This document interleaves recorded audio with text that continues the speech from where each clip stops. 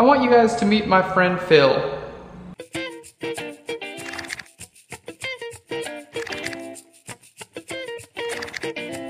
Hey guys, welcome to Phlearn. My name is Aaron Nace. You can find me on Twitter at AKNacer. This is a community built around making you guys better at Photoshop and photography. And we're doing lighting this week because we're in the studio, and we just get to do all these awesome things that we haven't been able to do when we were filming Phlearn out of the townhouse. So now that we have a studio, as we promised you guys who've been with us from the beginning, we're gonna get a studio and then we can bring you more cool stuff. And like, that's basically exactly what happens. And if you guys didn't know, the Phlearn Pros that we sell, that's basically what pays for all of this stuff. So I really appreciate you guys' support, and it means a lot that you guys are, you know, continuing support. A lot of people have been buying Pros since like the beginning. I mean, we have so many people who've bought like 20 or more, and that's just awesome. So guys, thanks so much for that support, and this is what pays for everything around you, and it's what helps us bring you guys the free episodes as well. We're thinking about doing some t-shirts and things like that too, because basically our expenses as a company have increased about threefold, and we just need to make up for that in some way. So if you guys still have some ideas on that, cool. I mean, we're okay, don't worry guys. Phlearn's not going anywhere,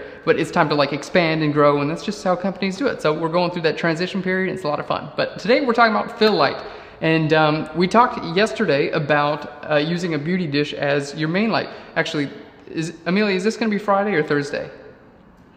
We're recording them both ahead of time because we got a big week coming up. But if this is Friday's episode, it's Friday's episode. So we're using a beauty dish in our shot, and this is gonna be our main light.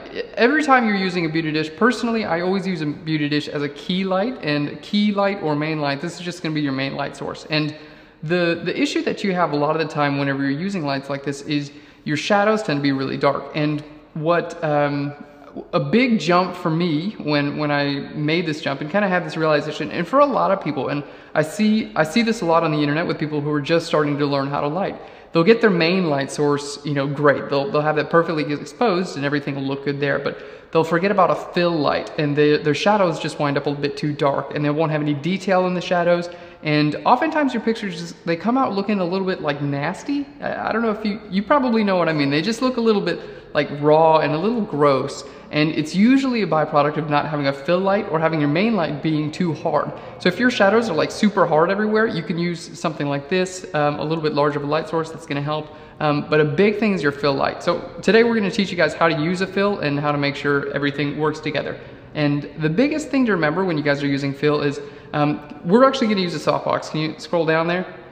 Cool. We're using a softbox below me, and this is gonna be shining light back up here. So you want this to not be as strong as your main light. That's the biggest thing with fill.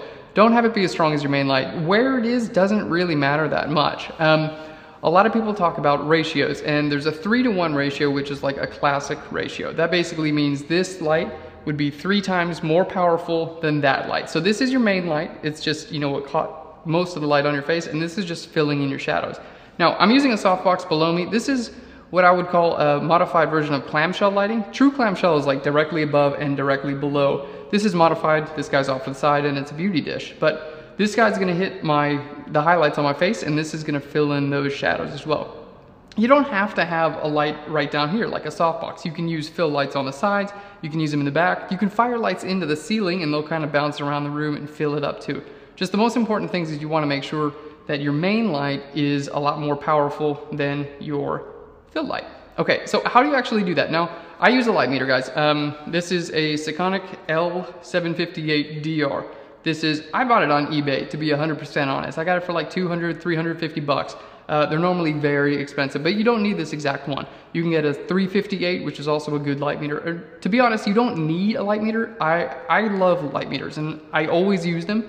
And I'm a big proponent of light meters, but just because you guys don't have one doesn't mean you can't do this sort of thing. So if you have a light meter, you can measure that 3-to-1 ratio very accurately, but if you don't have a light meter, no worries. You can still look at it in the back of the camera when you take some pictures. So a 3-to-1 ratio, basically, we're gonna start off with that and see how it looks. So we'll just do a couple different ones and show you guys what these look like. So our main light, I'm gonna go ahead and meter this. We're at 1/25th of a second. We're at ISO 100 and hit this button. There we go. We're at F18. So F18 is our main light now.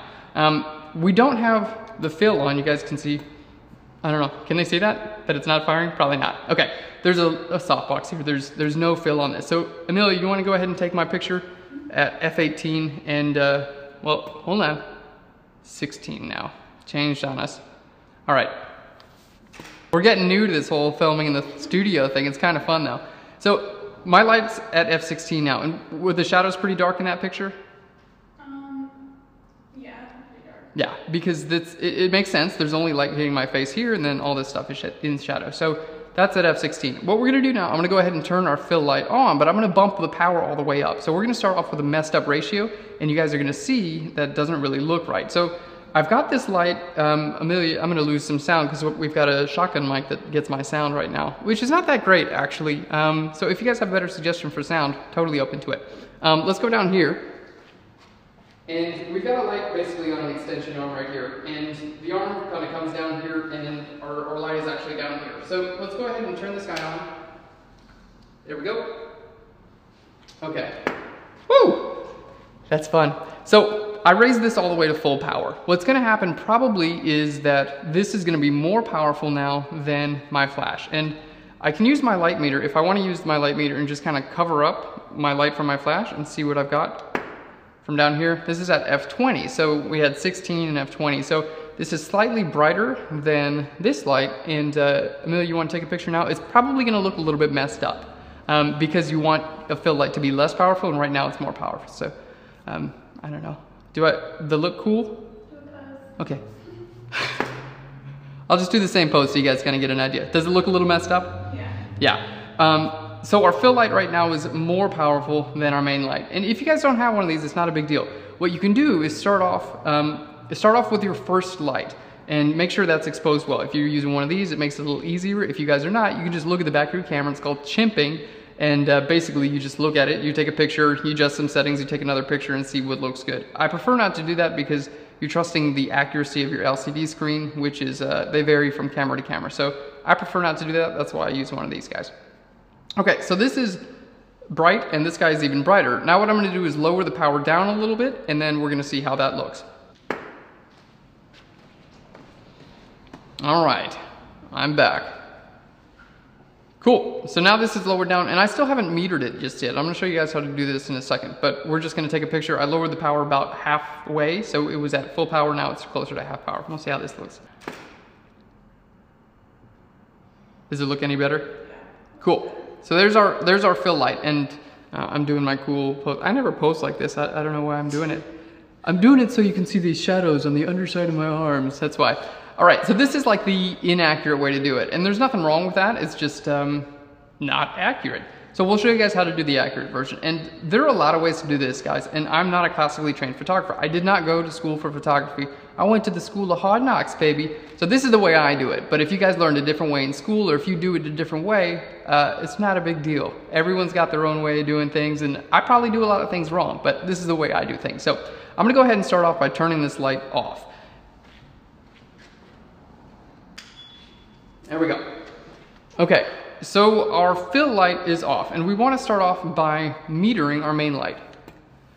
So we're at f/16, the same thing we were at earlier. Now, a 3-to-1 ratio, this is where it gets a little bit tricky, guys, and I have to explain for maybe just 30 seconds about a stop, what a stop of light is. Basically, a stop means either twice as much light or half as much light. So if you are going one stop up, you're increasing the light by twice as much. If you're going one stop down, you're decreasing the light by half, you're dividing by 2. So this is at f/16, which, to be honest, it's not a full stop. 16 is not a stop increment. We want to get it to like 18 so I can do the math a little bit easier. So I'm going to change this to be a bit brighter. There we go. All right, so now we're actually, can you zoom in there? I want everyone to see. I just moved a slider on the back of my thing and it works. Beautiful. Okay, now a lot of people, before we get into the ratio, I just want to explain this because it's kind of important. What I see a lot of people doing when they're trying to get their lighting ratios, they'll have this light at like full power and that light at half power, but that actually doesn't matter. The light ratios are not according to what those switches and things on the back of the lights are. That's not what a light ratio is, because if this light is at full power and it's close to my face, it's bright. But if it's full power and it's a mile away, it's not bright, right? So you can't rely on the meters on the back of the camera. It's the light that's hitting your subject that counts. So you can't, I don't know, there's no place else to explain it. So those meters, you know, they're not really that important. Just the light that hits your subject is important. I just repeat myself. So what we're gonna do now, guys, we're gonna use our lighting ratios, and we're gonna do it to the technical way to figure out the difference between this light and that light to a 3-to-1 ratio. Now, when you're doing this, you kind of have to memorize your stops, and you can look at a chart and things like that, but just think you have like 2 sets of alternating numbers. They start at 1.4 and 2.0. So you have 1.4, 2.0, 2.8, 4.0, 5.6, 8, 11, 16, 22, 32. Just like that. I think I missed one in the end, but it doesn't matter. I never go up to F32 anyway. So those are your numbers. So if this light here is at F16, one stop down from F16 is F11. Now the stops when you're dealing with light are actually reversed from the stops when you're dealing with a camera. If you want less light to come into your camera, going from 8, you would put your camera down to like F11. This, if you want less light hitting your subject, you would go like 8 to 5.6. So it's actually reversed. So we're at 16. One stop down would be F11. Now remember, a stop is either half as much light or twice as much light. So from from F16 to F11 is half as much light. Now a full stop is from 11 down to F8. So you want to get like halfway in between 11 and 8, which is right about F10 or so, like that. So that's what we want to shoot for with this light here, F9 point something or F10. So we've got F16 here on this light, and I want to turn this off now. So we've figured out how this goes. We're going to turn it off. There we go. And then we're going to turn this guy on and see if we can get right around F9 or F10. And when we do, we'll have a perfect ratio. Now, normally, you'd want to have a team of assistants who move your lights for you, but I don't get that lucky.